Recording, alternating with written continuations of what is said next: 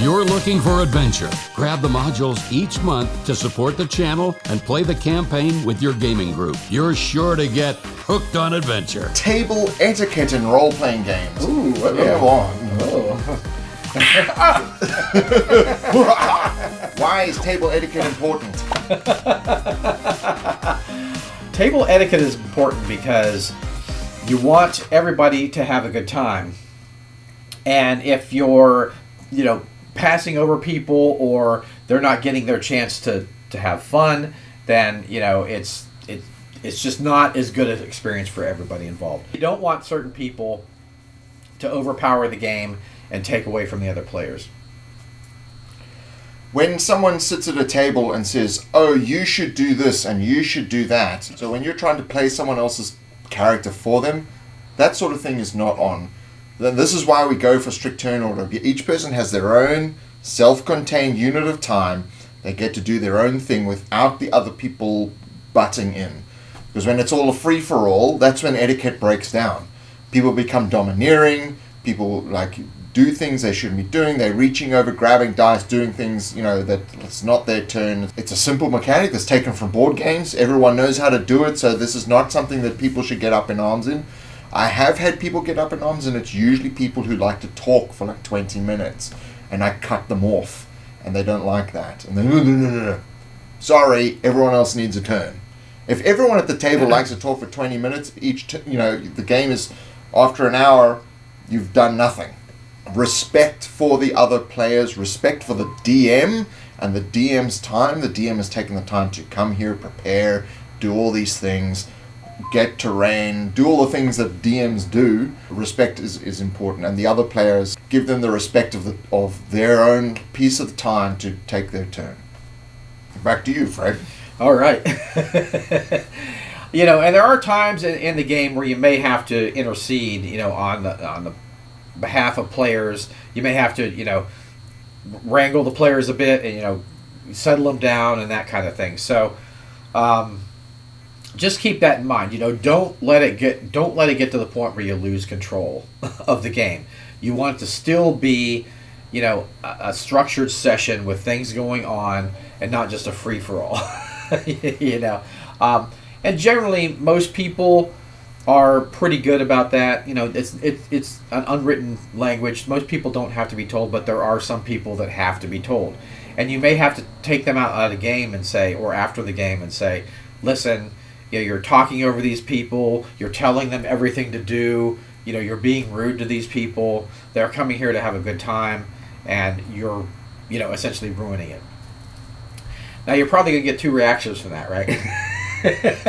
You're going to get the F off reaction, and they're going to quit your game.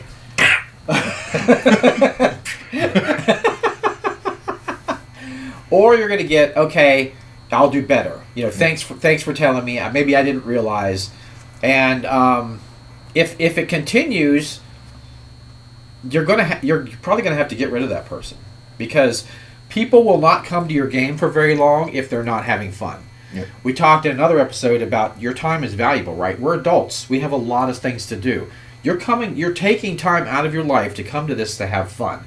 If you're not having fun, if you're not enjoying yourself at this game, you're not going to keep them very long. There'll be a couple games, so you're going to lose this player, or you're going to lose the whole group. That's right. So you have to decide what you do, and that can be difficult because sometimes that player can be a spouse, that player could be a brother or a relation. So is the game worth it to you? If they get mad at you about this, is it worth it to you to do that? So, but you're going to have to do it. Because you're going to live with the consequences. Yeah, you're going to live with the consequences. But you have to do it or your game will end. People will not keep coming. But table etiquette is also real-world etiquette. So it's not like at the table you want to be bringing your own baggage, I call it. If you're a racist, stop being a racist in real life. We shouldn't have to bring that to the table as well. Get rid of that. You get rid of all those sort of things that you shouldn't be doing in society anyway. That shouldn't be at the table anyway. I mean, that's really a given. We really shouldn't have to say it, but we're going to say it anyway. But what they found with role-playing games is a lot of people who have social problems, who have a problem with integrating into social situations. Role-playing games are very good for bringing them into and learning social situations, learning how to become sociable through the games.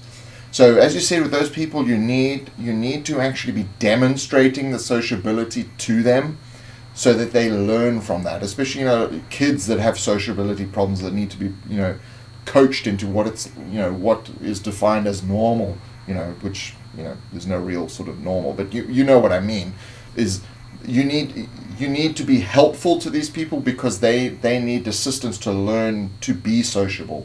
And so kicking them out of the game is not only are you losing someone who probably at some point is going to add a lot of value to your game, you're also kicking out someone who really needs the help.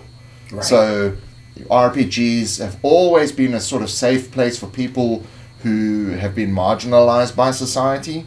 It's always been a sort of a safe haven. Doesn't matter, what part of society is that you've been marginalized, but it's kind of like that place where people can go to feel safe and do these things. And that's why Critical Role and those sort of things that, they build up these sort of safe communities around them. Exactly. So leave your real world baggage outside. If the person has sociability problems, help them develop a more sociable approach to the world, not just to the game. You're helping them out, and help make it a fun, enjoyable experience. If it's fun for you and that somehow is being detrimental to someone else, then it's not fun for everybody. Shut up, stop doing it. Right? It needs to be fun for everybody. And I like to think of it as a party, like you're the host of a party. You really are. You're the host of a party, and when you have a party, what's the goal of the party? To have fun, right? And that's basically what you're doing as an RPG. It's just a different kind of experience than sitting around drinking. You're actually pretending you're elves and orcs and that that kind of thing. So, yeah, I like to think of it in that way. That I'm actually hosting an event with people, and it's a social event. It is a social event. Back to the letter from Scott Y. Yeah. He wants to know, what do I do about table etiquette? Table etiquette? What? Etiquette. Etiquette. There's a clue in it. What is that anyway? I don't know. Oh. It's as dumb as that address we have to send people to. Yeah. Which is, when you want to write, if you don't want to write on trees, you send it to your shit at, which is a funny A symbol, twogrumpywizards.com. Yeah. Yeah. That's new technology. New technology. We're in 1984, 83, bro. That's right. But if you're going to bet on a technology, bet on Betamax, bro. Yeah. But back to Scott Y. Right. Yeah. So table etiquette. Well, I think he needs to learn how to spell. How are we going to answer a question? Etiquette spelled with a K, dumbass.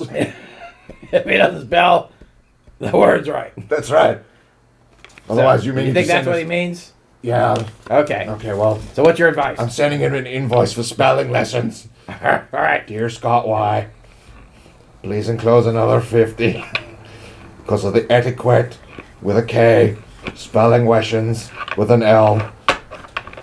What's next? What are we suggesting to this kid? Well, we'll answer his question next time when he spells it right. But another $50. Yeah, because it's good etiquette, isn't it? Yeah, it's good etiquette. Yeah. To send us another $50 so we can get the question answered. That's good table etiquette.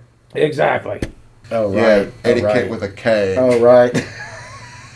I don't know how much that has to do with the subject. Okay. There's like 300 and something episodes of that show. Yeah, their brains might have melted by now. I've been searching on the internet. There's not a huge amount. There's obviously people who can vaguely remember it. Yeah.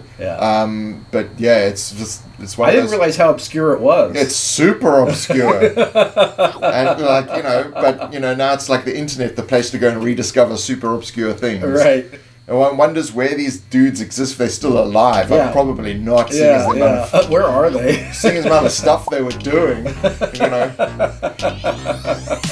Anyway, well, thank you very much for joining us. This is Quest Givers. You can check out our website, questgivers.com, where you can purchase system-neutral modules that helps financially support us. So if you're enjoying our content and you'd like to see a lot more of it, all your purchases there help to make this happen. We also have another Kickstarter launching on September 1st. So thank you very much for joining us, and we'll see you next Friday. See you guys.